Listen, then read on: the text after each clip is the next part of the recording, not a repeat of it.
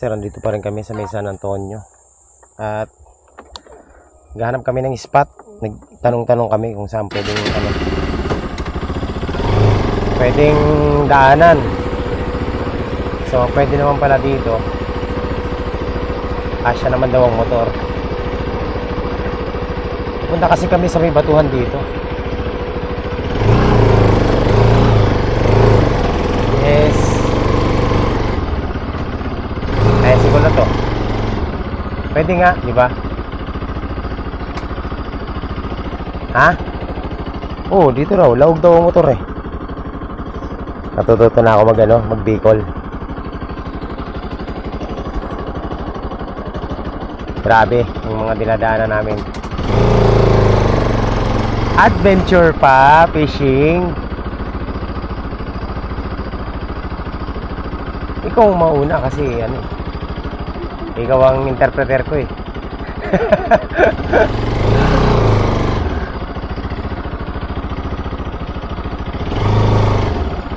Sumakay ka na lang kaya?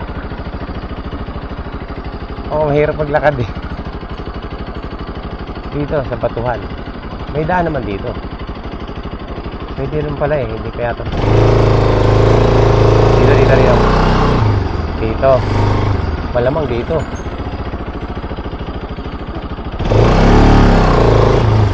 Yan.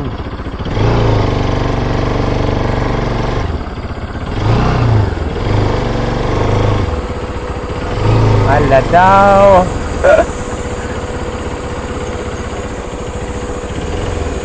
Oops. Ay. Aray. Mulas kami sa bato. Ay, sa puno. Okay, percent lang.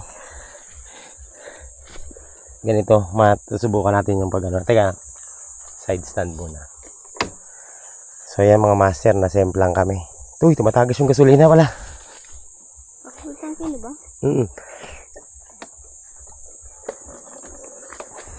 Ang bigat pala nito. Grabe. Na-semplang kami. Tumagas yung gasolina. Buti lang may ganito. Okay. Nakuha ba yun? Nakuha. Very nice. Ay!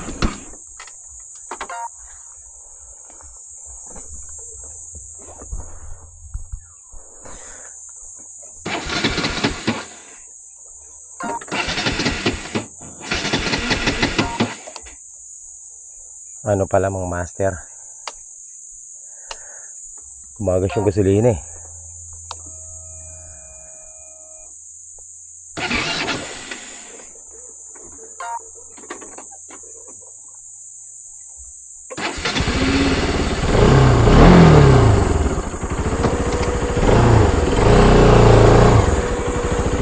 Hoy, nasemplang na ako.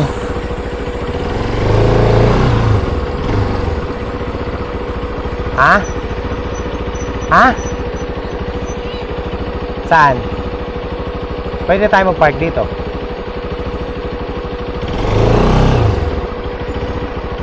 Dito na lang. Ha? Ano? Okay yan, dito na. Hindi yan. Ha?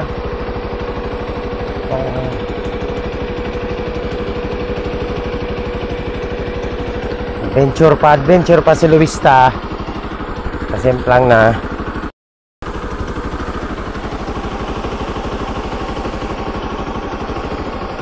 So ayan mga master, ano masasabi mo? First time mo sumemplang tayong dalawa?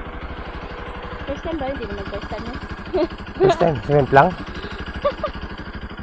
First time natin sumemplang. Pero dito lang sa pwede yan? Pero basta batuhan, ayos na yan. Okay, so we're here.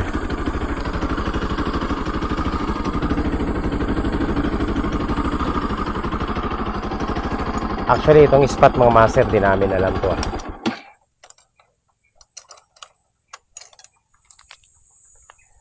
Survey lang muna kami.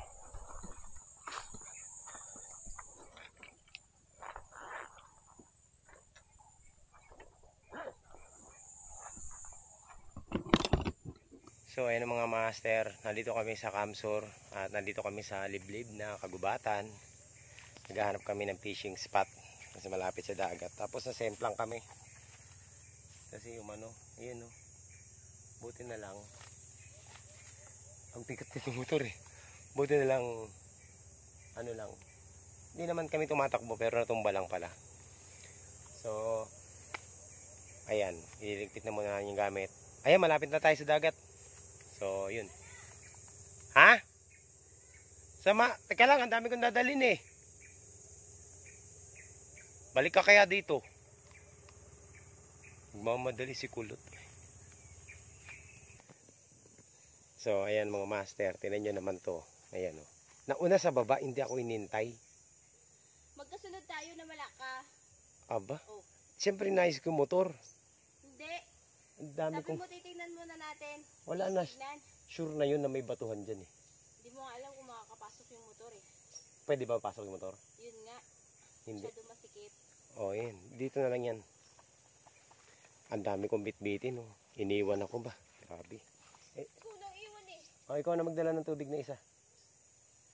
Akin na lahat. Tawat lang. Grabe talaga. Alangan ako. Ayan oh. Yan. Isang tubig nakatumba. Sige na. So yan mga master ang isa sa namin. Adventure. Alam mo, itabi mo yan kasi mabaka mamaya dumaan. Walang dadaan dyan. Malay mo lang, mga taga dito sanay na sanay yan. Wala na pagtatabihan o yan na yun. Dito oh. Yung tubig. Hindi pwede mahirapan tayo dyan. Daanan yun. Pwede naman yan. Wala. So yan. Yan yung kasama ko. Oh. Hindi ko nakikita. Ayun, tinan na kasi maangot pa nga. Iniwan ako. Iwan ako, ikaw nawala. So, ayan mga master. Ito na ang second day ng aming fishing adventure dito sa Kamsur. Tuwa-tuwa. So, yung pinuntahan namin. Hindi namin alam to actually. Nagtanong-tanong lang kami. Kasi dun sa tinanungan namin kanina. Pwede pala dumaan ang motor eh. Kaya ngayon sabi ko siya, titignan natin eh. Wala, ako na lang. Pero hindi masyado nang masukal. Tingnan yan, madadaan ako sa maganda rito, scooter na maliit. Dumiretso ka ba dito? Oo, hindi sa dulo. Pasang-sang. Naririnig mo na ba yung naririnig ko? Siyempre, yung dagat. Ganda. Sa harap lang ng bahay. Oo. Sana makaano tayo. Hindi kami nakapasok doon sa dati namin pinasukan. Bawal. May reservation. Uy! So yan mga master, nakita nyo naman. Okay. Ay! Sus! Dapat nakaharap mo sa amin. Ayan na. Ito na. Pwede. Uy, ang ganda pala dito. So meron ditong mga... Tugayo sa pagpulo sa mga bato. Ayos. So yan, nakita nyo na. Ang fishing spot ko. Ay, ano na mga professional angler dyan. Nandito na ako sa Kamsur.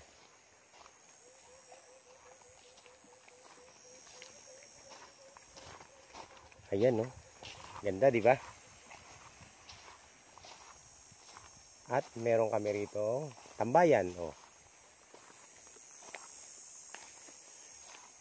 Ayun. Ano kaya sinasampay nila dito? Siguro mga hano. Dito tayo.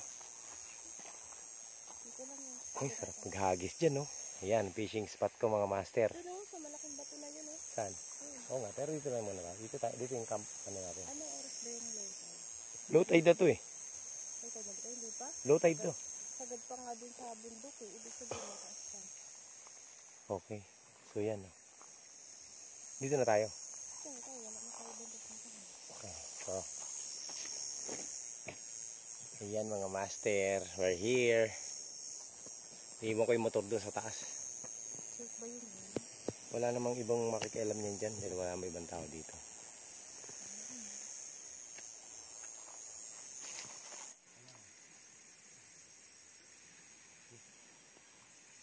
Sago, sago. Sabaw.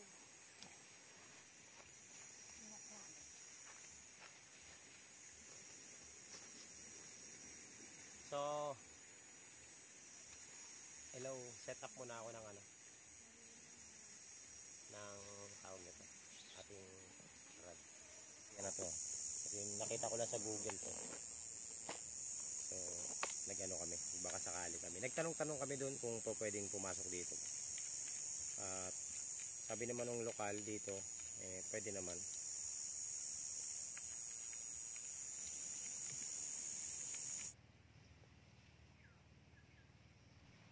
So again, yung setup natin ganun pa rin, pucho-pucho setup pa din.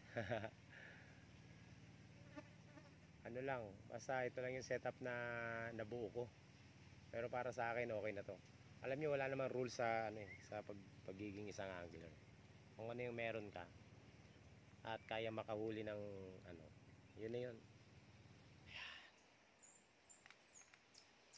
Asan si kulot? Wala na.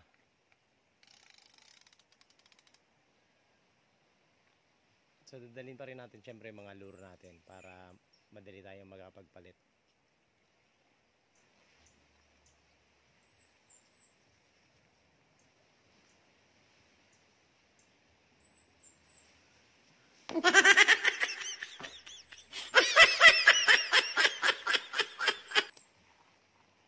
Paya.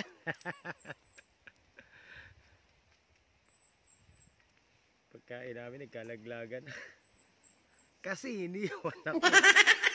Talaga naman nagliba-liba na yung isa.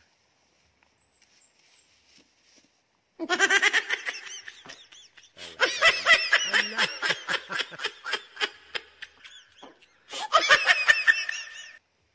Maraming siya. Wala pang aeroplano.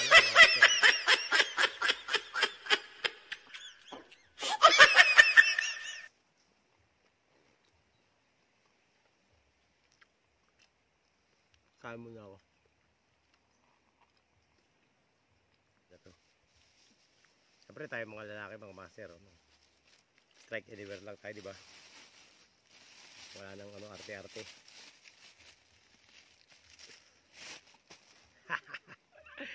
Hindi niya alam. Wala eh, umalis eh. Iniwan agad ako. Grabe, nagliwaliw agad.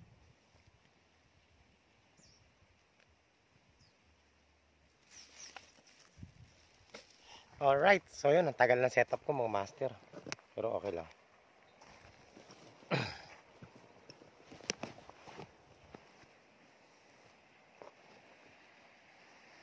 Let's go fishing.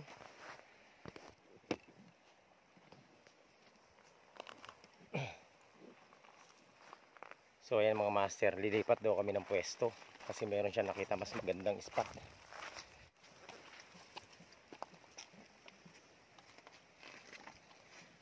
Saan? Okay. Sana lang may mahuli tayo dyan, no? Aray ko. Uy, mukhang maganda talaga dito mga master. Nakakatuwa. O, ano? Ang mga professional na angler dyan. Ayan, dyan tayo sa may ano. Oo. Galing, galing mag-umarap ng spot ah. Thank you ha. Iniwan mo ako dun eh. Ito yan, mga master, nagreklamo talaga oh. So, may mga magagandang bahura dito.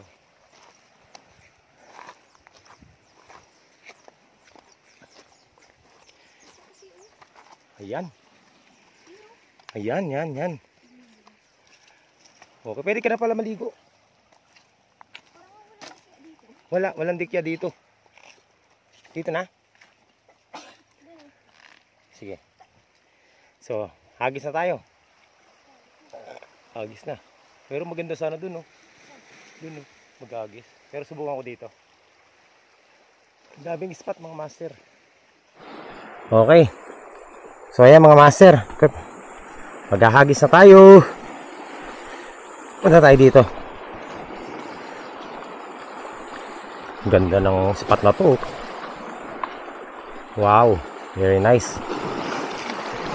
Sumaba to, syempre, as usual, sabitin.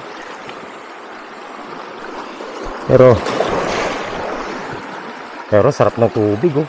Alam mo, walang dikya. Pwede ka mag-swimming.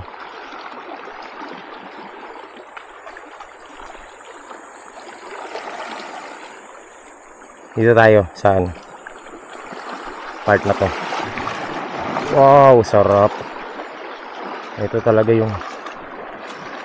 Ayan, mga master. Okay, first cast.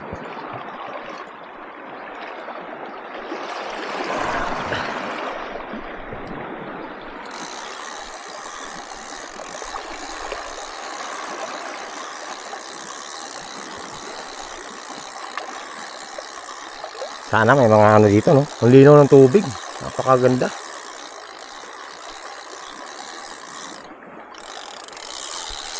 Wow.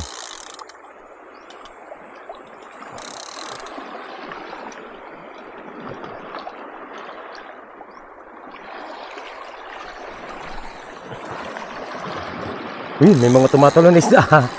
Tinamaan.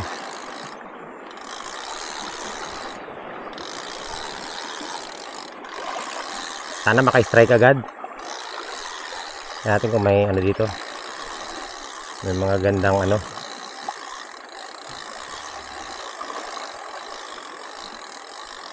Ganda ng langoy ng ano natin, lure natin, So ayan mga master, nalipat tayo ng spot.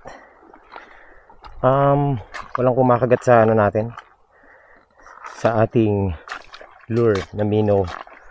Dito tayo sa area na to. Mukhang ano dito, mukhang maganda. Kaso nga lang, tingnan natin baka malalim. Makakatawid ba tayo dyan? Mukha naman. Pupunta tayo doon sa may batuhan na yan. Okay, tingnan natin, baka masyado malalim eh. Okay, magbabaw lang. Hanggang hita lang ang master. Naiwan ko si kulot doon. First strike. Loko sumabit. Okay, lapu-lapu mga master. Uulamin kita. Ang gamit natin micro jig na 18 grams. Usong na ako. Ayan, hanggang dito sa tuhod yung tubig, oh.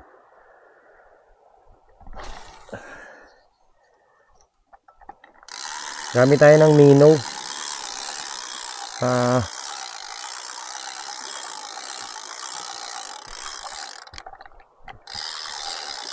Yun, para may kumakagat eh.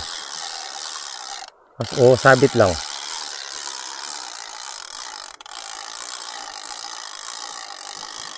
Sabit lang, sabit.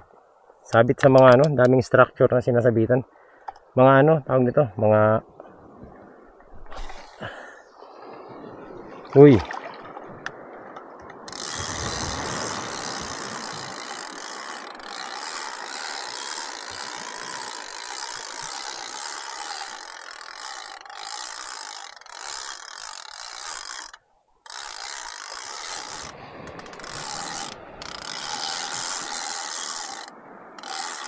May mga isda naman, maliliit. Ayan, meron. Mga isda sa ano, mga master. Isda sa bato.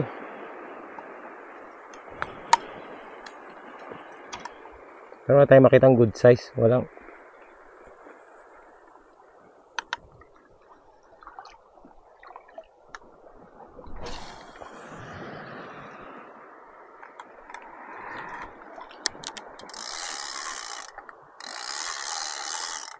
Kalmado na ulit yung tubig.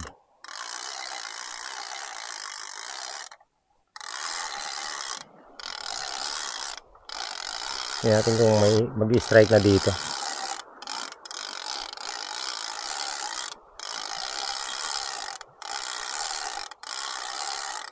Ganda ng langoy ng lure natin, kaso puro langoy lang eh.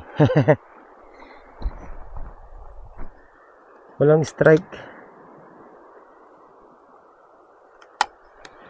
Mas maganda dun sa una nating spot, no?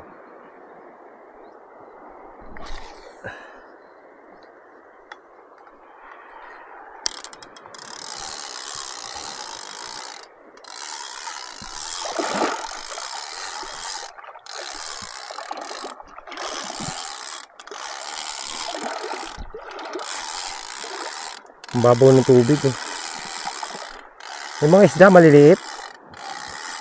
Hindi yan yung ano natin eh. Target natin eh.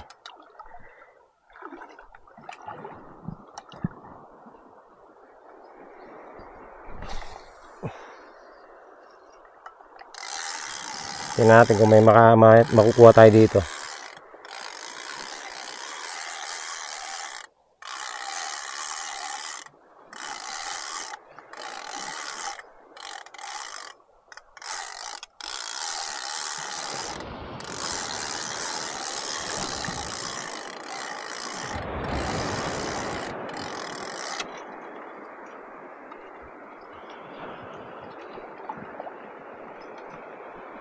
Maliliit lang yung mga isda na nakikita ko.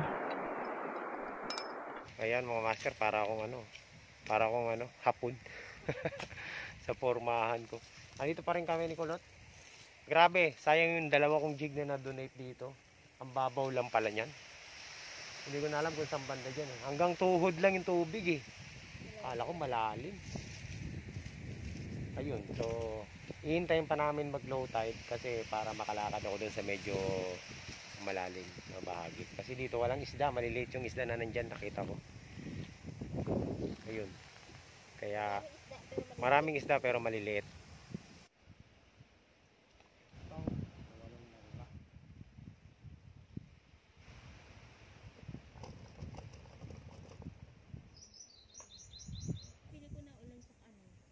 Okay.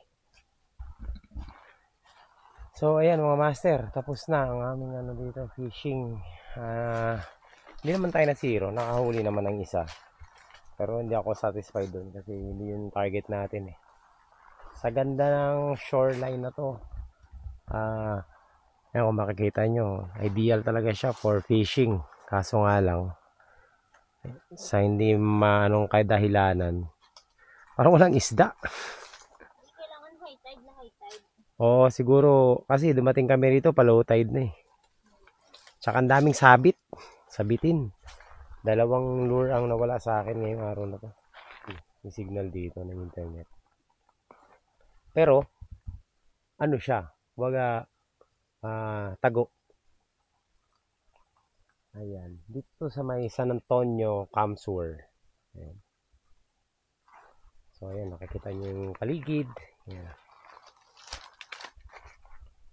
Peaceful, very peaceful. Merong mga lokal din dito nangunguha ng mga seafoods dito sa gilid-gilid.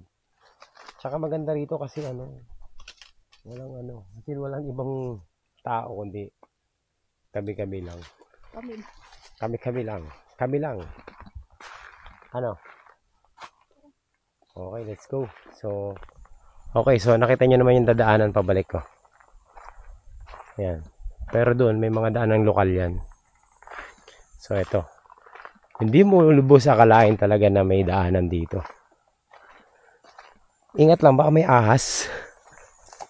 Pero tingin ko wala naman. Ayan. Yun. Ow. So ito yung dadaanan. Nakita nyo naman mga master. Diba paradise? Yung pinuntahan namin. Ganda. Kahit isa lang ang nahuli ko, at least yung experience. Masaya. Diba? Masaya ka ba?